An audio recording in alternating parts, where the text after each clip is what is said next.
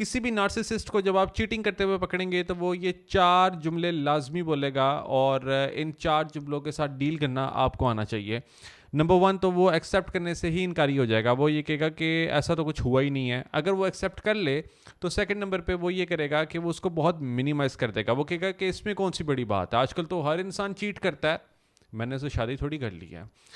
ये तो बस फ़न के लिए था, ये तो वैसे ही बस थोड़ी-सी चिट-चैट हुई थी, ये तो उसने राब्ता किया था, ये तो बस थोड़ी-सी बात है, इससे तो लोग ज़्यादा भी करते हैं, मैंने तो फिर भी इतनी सी बात की है। तीसरे नंबर पे वो आप पर ब्लेम कर देगा। वो आपको ये कहेगा कि तुम्हारी वजह से तो मैंने ये इससे बात करना स्टार्ट किया, तुमने मुझे कभी तवज्जो दी है, तुमने मुझे कभी प्यार दिया है, तुमने तो हमेशा मेरे से बदतमीज़ी की है, ये वो दिस एंड दैट। हर तरीके से वो आप पर ब्लेम डाल देगा। और चौथे नंबर पे वो विक्टिम रोल प्ले करेगा। वो आपको ये कहेगा कि मेरे साथ तो हमेशा ही बहुत बुरा होता आया है, मुझे तो कभी भी किसी ने प्यार नहीं किया और इसने भी मुझे कोई प्यार नहीं किया, मेरी तो भी